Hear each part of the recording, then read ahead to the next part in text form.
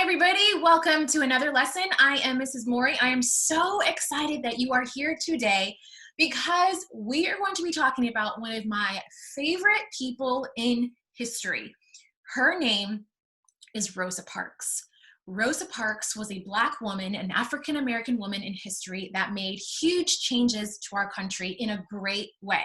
So we're going to talk about her today. But for a minute here, I want you to pause the video and on your whiteboard or a piece of paper or a Post-it note, I want you to write down one thing or two things that you already know about Rosa Parks.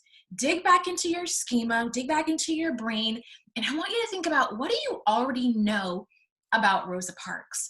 Pause this video, go jot down something, go draw a picture of something that you know about Rosa Parks, just to get our brains ready to talk about and learn more about this amazing woman. Okay, go pause the video and go ahead and do that now. All right, welcome back. Okay, so Rosa Parks. Rosa Parks, she was a woman who fought for racial equality. She fought for racial equality. What is racial equality? What is racial equality anyway? Racial equality, remember it has that word equal in it, states that all races should be treated equally. Whether you're Black, brown, white, all races should be treated equally. Wherever you're from, every person should be treated equally, no matter their skin color, no matter where they're from.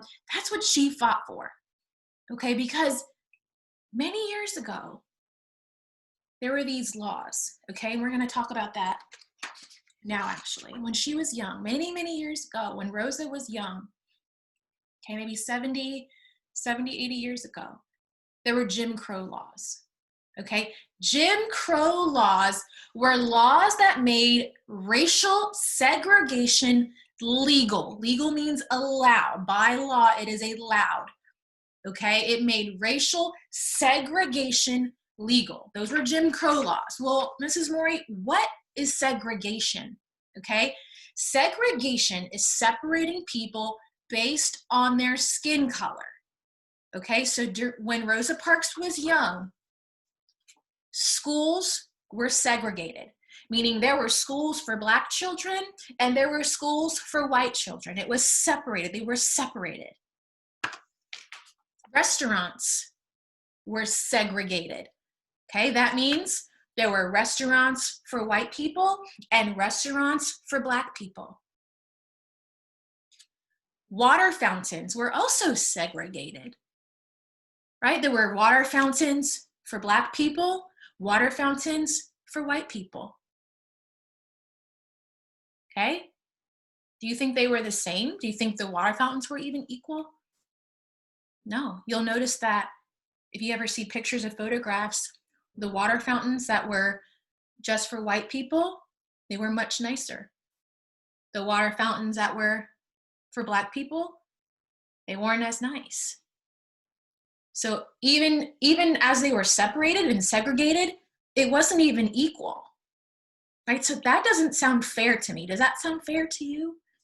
Bathrooms were segregated. That means there were bathrooms for white people and bathrooms for Black people.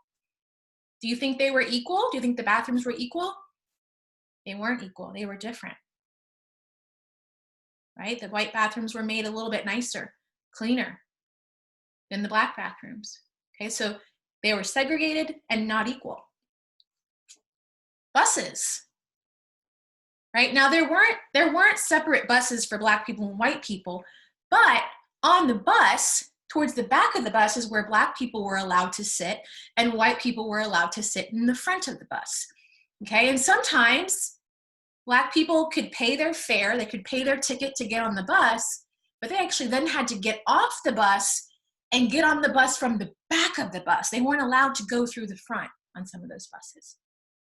So yes, the buses were segregated and they weren't equal because Black people had to go to the back of the bus. So one day, this is where Rosa Parks comes in. This is what she's famous for, right? Rosa Parks, one day she was working, she got off work, she worked all day long, she was tired from working all day, and she was ready to go home and eat dinner and go to bed. She gets on the bus and you know, she goes to the back of the bus, or middle of the back of the bus, right? And she sits down. Okay, the bus is full at this point. The black section is full, the white section is full, the bus is entirely full. Okay, the bus driver stops at the next bus stop. Okay, a white man comes on the bus, and the bus driver asks Rosa Parks and 3 other Black people to get up out of their seats so that this man can come sit there. Right, so the bus driver asked Rosa Parks and the few other African American people to please get up, right, and please let this man sit there. Do you think that was fair? Rosa Parks, she deserves to sit there, right? She worked all day long, and she was allowed to sit in that section. That was her seat. She didn't have to get up. She shouldn't have had to get up, but she was asked to get up. She was almost forced to get up out of that seat. What do you think she did? She put her foot down and she refused, right? She was tired of being treated so unfairly, right? So she had had enough. She said no. She refused to get up because she believed, and she was right, she believed and deserved to sit in that seat just like everybody else because she is a human being. But she was arrested for that action. And we're going to read more about in the next, I'm going to share a read aloud with you about her life and about what happened after that moment. Okay, and you'll find out that because of that, of her bravery, because how brave she was to refuse to get up out of her seat, it led to the laws being changed so that racial segregation was no longer allowed. It was no longer legal, and she was part of that. She's the reason. Okay, and we're going to read about that now. So let me go ahead and share my screen. You can tell I'm so excited.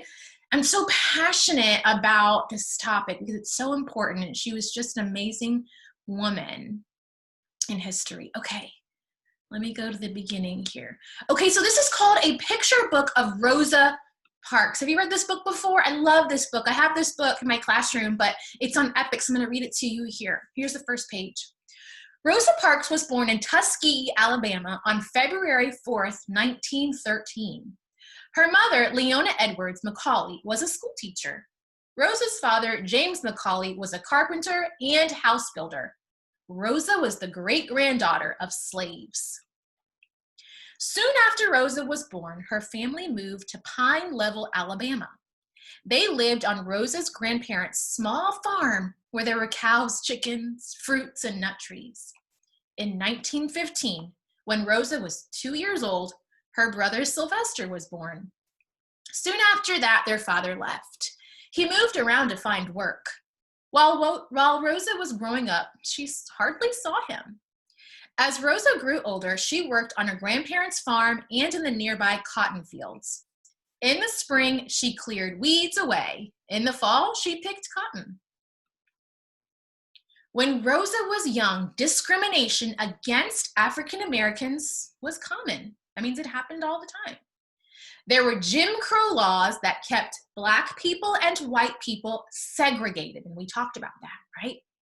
They were kept apart on streetcars and trains, at parks and drinking fountains, in churches, hotels, theaters, and restaurants.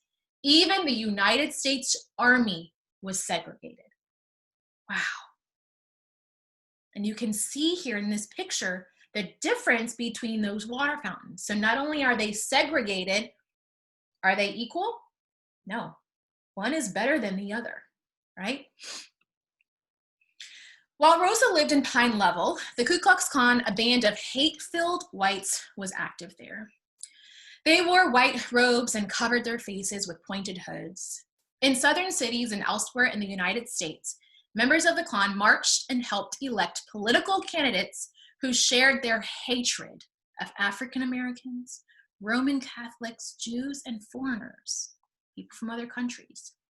They burned crosses and beat, tortured, and killed many African Americans. Rosa's grandfather, Sylvester Edwards, carried a shotgun to protect his family from the clan. Isn't that awful? It's terrible. Rosa's mother taught Rosa to read.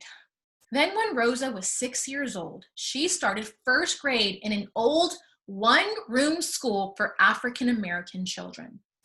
The school was open just 5 months a year. So they only went to school. It was only open 5 months a year, and they were all in one room. Okay, that was the entire school. The new brick school building for white children was open 9 months a year. So there we go again. It's separated, it's segregated, and it's not equal. So black schools were only open 5 months, but the white schools were open 9 months, right? So not equal. School for black children in Pine Level stopped after 6th grade. So in 1924, Rosa continued her studies in Montgomery, Alabama. She had to leave school in 1929 because of family illness. She took care of her sick grandmother, and then she cared for her mother, who was sick too. Rosa finished high school in 1933. In 1931, Rosa met Raymond Parks, a barber and a man active in the struggle for the rights of African Americans. Rosa was proud that he spoke up for what was right. Rosa and Raymond were married in December 1932 in her mother's home in Pine Level. In the early 1940s, Rosa joined the NAACP, the National Association for the Advancement of Colored People, an organization that worked to end the unfair treatment of African Americans and others. Raymond Parks had been a member for many years. Soon after Rosa joined, she was elected secretary of the Montgomery branch of the association.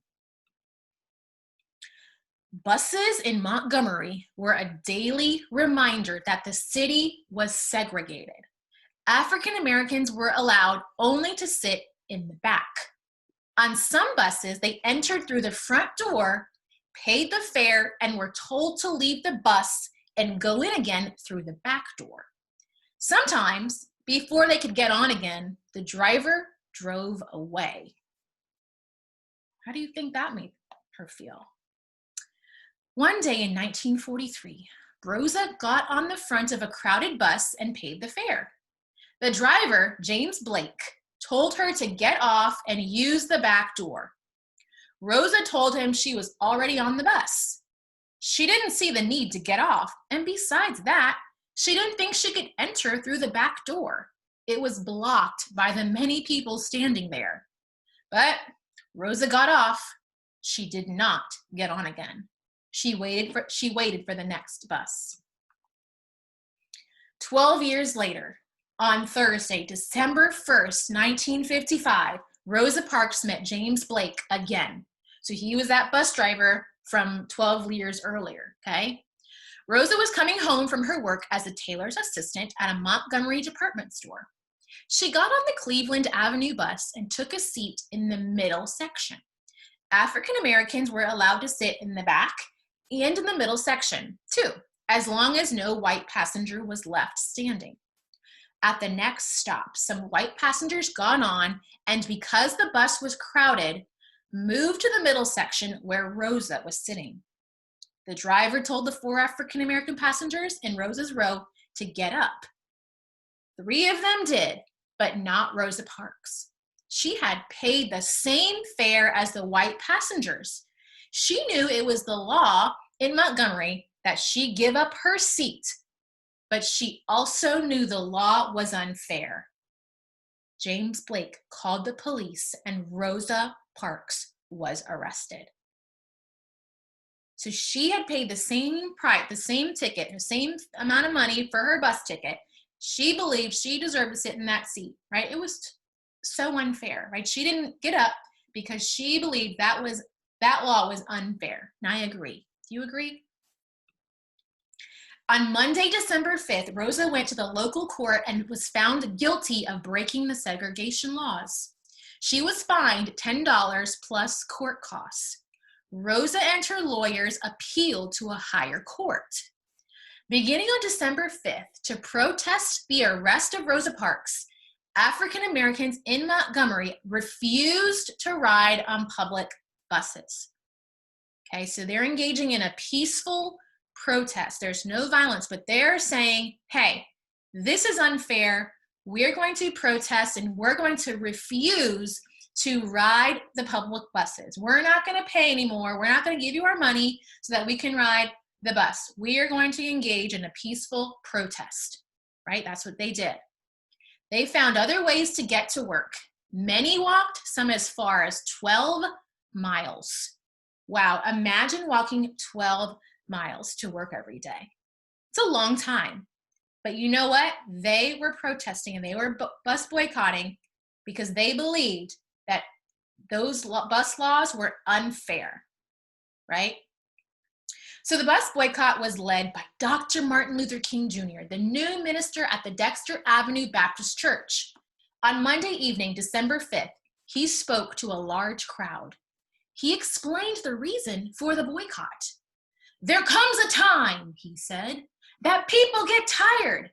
We are here this evening to say to those who have mistreated us so long that we are tired of being segregated and humiliated, tired of being kicked about by the brutal feet of oppression. The boycott lasted more than a year, so they're protesting for a year. During that time, almost no African Americans rode a public bus in Montgomery, Alabama. So they boycotted the buses. They refused to ride those buses for a year to show that we are not riding the bus because you're not treating us fairly, right? That was what they're doing. Rosa Parks, Dr. King, and many others were arrested. Homes of boycott leaders were bombed. Why were they arrested? Right? They were protesting. Right? On November 13th, 1956, the United States Supreme Court ruled that segregation on public buses was against the law. On December 21st, after the court order reached Montgomery, the boycott ended. News reporters came to talk to Rosa and to photograph her sitting on a bus again. So their boycotting, their protests, and everything worked. They never gave up, and because of that, the court ruled that segregation on buses be against the law, right? And that was great news. That's what they were fighting for. For some people, the civil rights movement in the United States, the fight for the rights of all people to be treated as equals, began with the arrest of Rosa Parks. So let me back it up a little bit. Yes, they were able to get the segregation laws on public buses, right, against the law. They were able to make those against the law. So what do you think about everything else? The restaurants, the churches, the hotels, water fountains. They're going to keep working and keep fighting peacefully to get all of these segregation laws not legal, right? They're going to keep fighting for this equality so that they can have the same things, right? So everybody's treated equally. All right, let me see where I was. Oh, here we go. For many others, it began 1 year earlier. In May 1954, the Supreme Court had ruled that separate schools for blacks and whites were unequal and against the law. So now they've moved on to schools, and the court ruled that the separate schools for blacks and whites were unequal and against the law. So that's another accomplishment, right? So now buses are not segregated. Now schools are not segregated. That's great. Okay, they're moving, they're taking steps forward, right? But there's still lots of work to be done. There's still more peaceful protests and fights for equality to be done, right? But while schools and buses in the United States could no longer be segregated, there was still much discrimination against African Americans. Rosa Parks went to many demonstrations and civil rights marches. So what that means is, yes, even though schools and buses could no longer be segregated, there was still a lot of racism and discrimination towards Black people, against Black people. So do you think they were treated fairly now? No. They were not, there was still racism and there was still discrimination. So they still were not treated fairly and not equally and not nicely, right? So Rosa Parks and many other African Americans we're continuing to fight for justice, to fight for equality peacefully, right? With civil rights marches and other demonstrations. Rosa Parks received threatening telephone calls. Her family worried about her safety. In 1957, Rosa and Raymond Parks left Montgomery with Rosa's mother and moved to Detroit, Michigan, where Rosa's brother, Sylvester, lived. In 1965, Rosa began working in the Detroit office of John Conyers, a member of the United States House of Representatives. She did a lot of good work in that office, including helping poor people find homes. She retired in 1988, which is when I was born. I was born in 1988. The late 1970s were difficult years for Rosa Parks. In 1977, after a long illness, her husband died. Her brother died a short while later, and in 1979, Rosa's mother died. In 1987, Rosa founded the Rosa and Raymond Parks Institute for Self-Development to give young people hope and to help them complete their education. Rosa Parks has been called the mother of the civil rights movement. The movement brought many needed changes in the United States. It is now against the law for Americans to discriminate against people because of their race, color, religion, or nationality at work or in restaurants, hotels, and other public places. The right of every citizen to vote is protected. Okay. Rosa Parks has received many honors, among them the Spring Iron Medal, the Martin Luther King Jr. Nonviolent Peace Prize, the Eleanor Roosevelt Woman of Courage Award, and the Presidential Medal of Freedom. Cleveland Avenue in Montgomery was renamed Rosa Parks Boulevard. But perhaps the greatest reward for Rosa Parks is seeing people of all races on buses and in public schools and other places being treated fairly and with the respect all deserve. Oh, I love that story, and I've read the story about 1 million times, and I just get goosebumps every time because she fought so hard for racial equality for all people, no matter what color you are, if you're brown, black, white, no matter where you're from, every person should be treated equally with respect, should have the same privileges, right? Everyone deserves to feel safe, right? Because we are all beautiful people and everybody's skin color is beautiful, and we should all be here. We should all be equal, right? White people should never be more important than black people. Black people should never be more important than white people and have different privileges. Black, white, brown, every type of race, color, everybody should be here equal. That's how the world should be. And Rosa Parks was the start of that change and the start of that fight. So hope you learned a lot about Rosa Parks, and I hope you just love her as much as I do. Thank you so much for listening and for learning with me. I'm so excited that you're here, and go ahead and I want you to watch the next video so that you know exactly what to do for your assignment for today. Okay, everyone, go out into the world, spread kindness, spread joy, and just make the world a better place. All right, bye everybody.